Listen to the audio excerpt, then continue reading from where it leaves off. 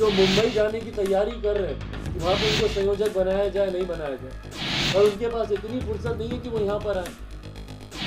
कहाँ हैं इनके सरकार के और बड़े अधिकारी, बड़े लोग, बड़े मंत्री? कहाँ हैं उप मुख्यमंत्री? कहाँ है भैया ये लोग? क्यों नहीं आते ये लोग? भाई परिवार से जब तक आप मिलिएगा नहीं, सच्चाई आप जानिएगा नहीं, और जब तक सच्चाई आपको पता नहीं चलेगी तो उस पर कार्रवाई आप कैसे करेंगे? नमस्कार, आप देख रहे हैं दर्श न्यूज और मैं हूं यति आपके साथ। लोजपा रामविलास के राष्ट्रीय अध्यक्ष चिराग पासवान आज दिवंगत भाजपा नेता नीलेश मुखिया के घर पहुंचे। वहां उन्होंने उनके परिवार से मुलाकात की। साथ ही साथ चिराग पासवान ने मीडिया कर्मियों से बातचीत भी की। बातचीत के दौरान चिराग पासवान ने नीलेश मुखिया के हत्यारों को जल्द से जल्द गिरफ्तारी करने की मांग जो है वो कर दी है। वहीं चिराग पासवान ने कहा है कि औसतन एक दिन में एक हत्या पटना में हो रही है।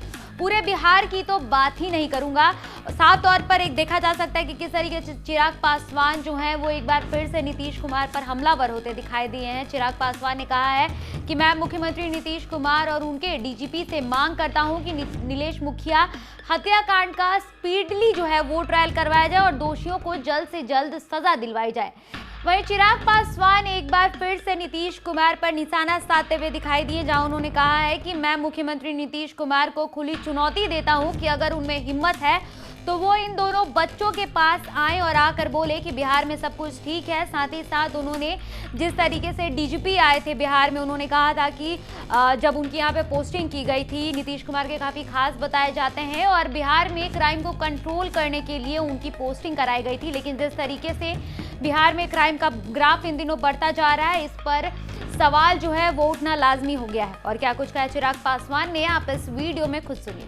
नीलेश जी ने खुद कई बार इस बात का जिक्र किया और उनकी लोकप्रियता, बढ़ती लोकप्रियता, हर राजनीतिक व्यक्ति जो थोड़ा बहुत भी राजनीति से जुड़ा हुआ है, भाई हम लोग भी जुड़े हुए हैं, हर राजनीतिक व्यक्ति ये जानता है कि वो कितने लोकप्रिय थे। ना दिन देखा ना रात देखा, समाज, क्षेत्र, प्रदेश के लोगों को जब उनकी जरूरत महसूस हुई एक पांव पर खड़े होने वाले वो व्यक्ति थे। और आज उनकी इस तरीके से निर्मम हत्या कर दी जाती है और 26 दिन बीतने के बाद भी आज भी आरोपी खुलेआम घूम रहे।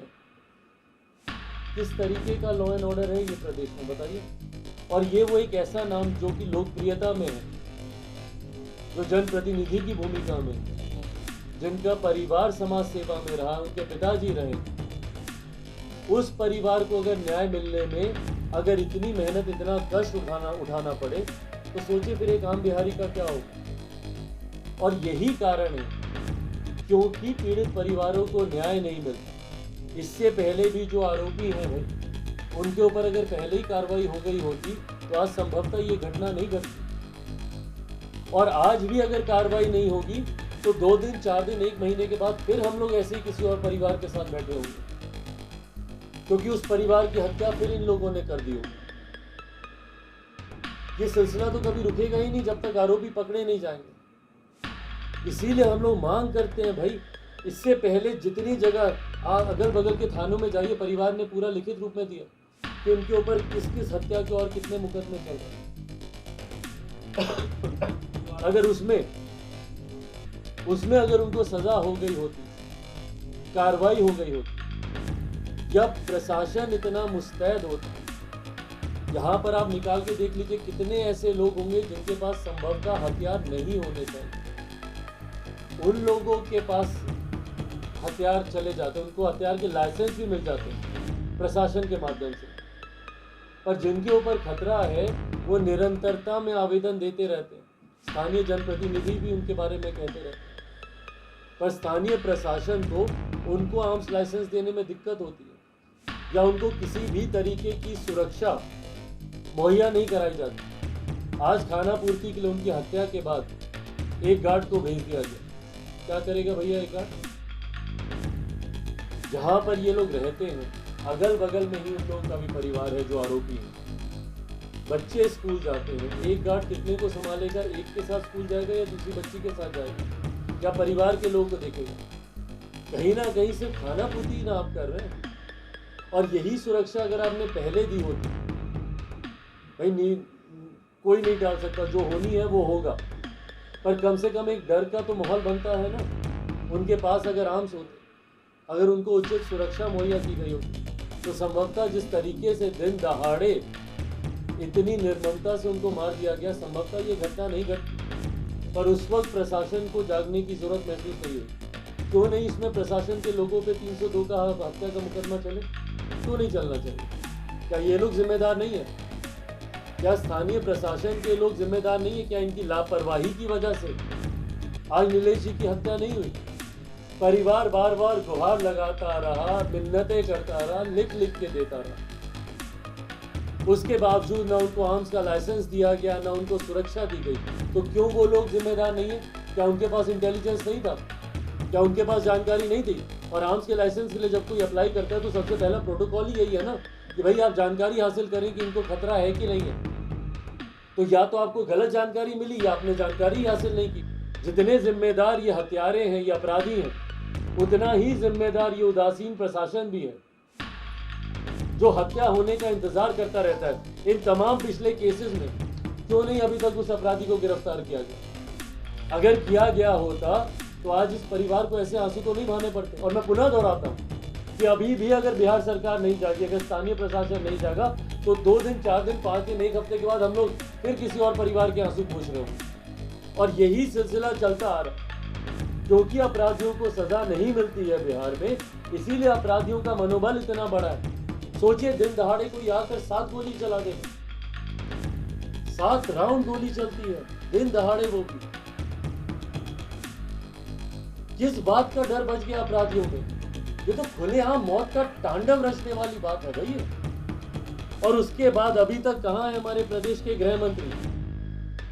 भाई मुख्यमंत्री जो प्रदेश के गृह मंत्री भी हैं, उनके पास इतनी फुर्सत है कि वो मुंबई जाने की तैयारी कर रहे हैं कि वहां पर उनको संयोजक बनाया जाए, नहीं बनाया जाए।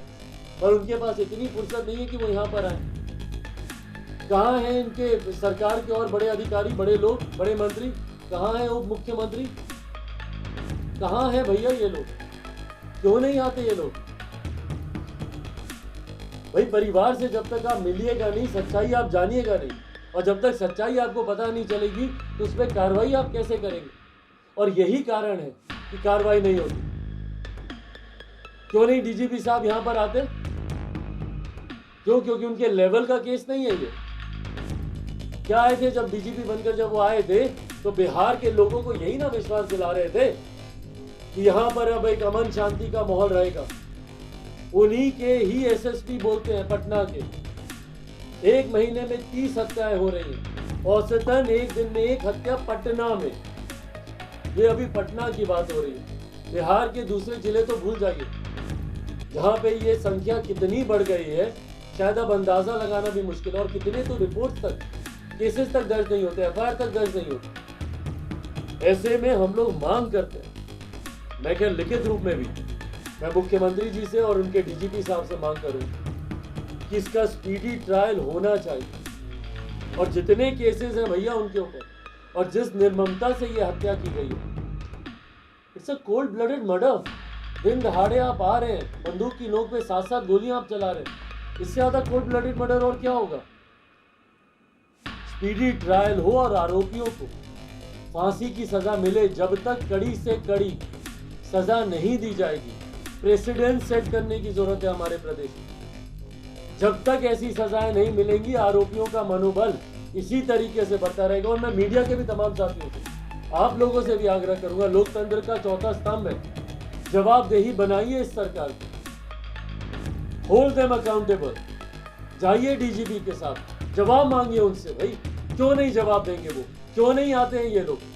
मुख्यमंत्री क्यों नहीं आते? बात देखिए भाई, आप लोगों के पास वो ताकत है, पूछिए उनसे कि भाई क्यों नहीं जा रहे हम। क्या उनको लगता है कि ये घटना उनके स्तर की घटना नहीं है? जब कोई बड़े नेता की हत्या होगी या किसी बहुत बड़े व्यक्तित्व की हत्या होगी, तब मुख्यमंत्री को जाना शोभा देगा, तब डीजीपी साहब को जाना शोभा देगा। लिखित रूप में तो मुख्यमंत्री डीजीपी को हम ये देंगे। मैं केंद्र सरकार, केंद्रीय गृह मंत्री जी के भी संज्ञान में ये विषय दूंगा, और मैं चाहूंगा कि केंद्र सरकार भी स्वतः इस विषय का संज्ञान ले और अपने स्तर से जितनी तत्परता से इसकी जांच हो सकती है, जांच कराने का वो लोग भी प्रयास करें। पर पुनः आपके माध्यम से ये मांग बिहार सरकार से करूंगा कि अब समय है, अब अगर अब भी नहीं जागे तो बिहार छन्नी छन्नी हो गया। बिहार का कोई क्षेत्र शायद ही आज की तारीख में ऐसा बचा है जो लहूलुहान ना हुआ। कितने और बिहारियों की हत्या का इंतजार करेंगे मुख्यमंत्री?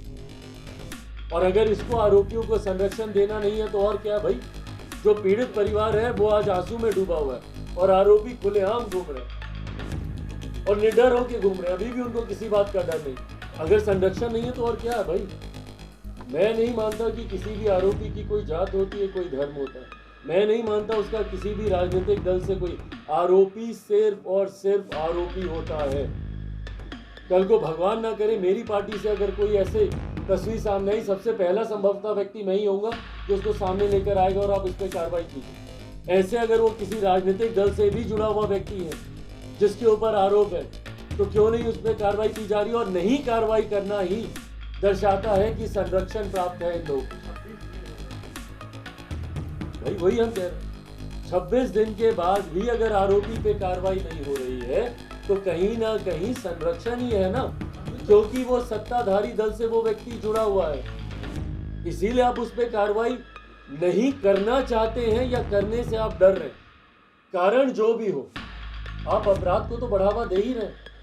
इसीलिए जब जंगल राज कहा जाता है, इसीलिए जंगल राज कहा जाता है क्योंकि ऐसे राजनीतिक दल हैं सत्ता में जिनके पार्टी से जुड़े हुए लोग ऐसी घटनाओं को अंजाम देते हैं और उसके बाद उनके ऊपर कोई कार्रवाई नहीं। इसीलिए जंगल राज कहा जाता है। मामला जो निकल कर सामने आया, क्षेत्र वाइज वर्चस्व होता है, बैनर पोस्टर नहीं लगाने दिए जाते हैं, क्या लगता है बात? कोई तरह की गुंडागर्दी? तो भाई गुंडागर्दी तो है ही। हमारे पार्टी के कार्यकर्ता ने अभी आपके सामने इस बात को प्रमुखता से बोला कि हम लोग की पार्टी के बैनर पोस्टर होर्डिंग नहीं लगते। आज इनकी नीलेश जी की हत्या क्यों हुई भैया? एक युवा जो कि राजनीति के क्षेत्र में दमखम के साथ और जनता के प्यार के साथ वो आगे बढ़ रहा है, इसीलिए ना हत्या की गई। अगर ये नहीं इस तरीके से लोकप्रिय होते, नहीं चुनाव दर चुनाव जीतते रहते, नहीं व्यवसायिक तौर पर ये इतने मजबूत सक्षम होते तो आज नहीं इनके ऊपर कोई ऐसी घटना घटती। पर जिसका वर्चस्व बढ़ेगा, स्थानीय ऐसे असामाजिक तत्व के लोग हैं जो अपने घटते वर्चस्व को बर्दाश्त नहीं कर पाते। आज भैया लोजपा का बैनर पोस्टर यहाँ पे क्यों नहीं लगेगा? क्यों? ताकि दूसरी पार्टी का वर्चस्व ना आए।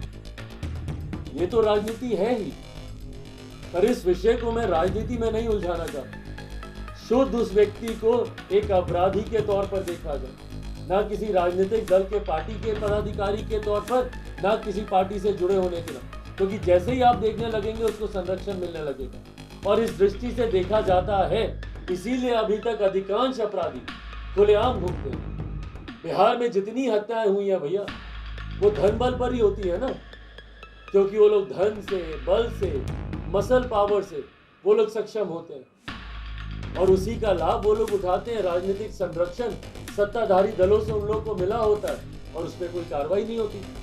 क्यों अभी तक स्थानीय प्रशासन के लोग क्यों नहीं बोलते भैया? क्यों इनके परिवार को बार बार बोला जा रहा है बस 2 दिन और 3 दिन और 1 हफ्ता और, करते करते करते आज आप 4 हफ्ते बीतने को आ गए और अभी तक कार्रवाई नहीं हो रही है। तो ये दिखाता है कि कहीं ना कहीं संरक्षण मिलता है इन लोगों को, और ये राजनीतिक संरक्षण ने ही अपराधियों का मनोबल इतना बढ़ाया, और ये राजनीतिक संरक्षण ने ही बिहार को अपराधियों का अड्डा बना के रख दिया। जंगल राज अगर आज बिहार कहलाता है तो इस राजनीतिक संरक्षण की वजह से। और इसीलिए मैं केंद्रीय गृह मंत्री जी को भी ये पत्र लिखूंगा, क्योंकि भैया जिन लोगों को कार्रवाई करनी है अपने लोगों पे ही उन लोगों को कार्रवाई करनी। ऐसे में कितनी मुस्तैदी ये लोग दिखाएंगे, क्योंकि इतिहास गवाह रहा है कि अभी तक जिन लोगों को ऐसा राजनीतिक संरक्षण प्राप्त उन पर कोई कार्रवाई होती नहीं है। बिहार सरकार और इनके घटक दल जितने हैं वो कार्रवाई करते नहीं।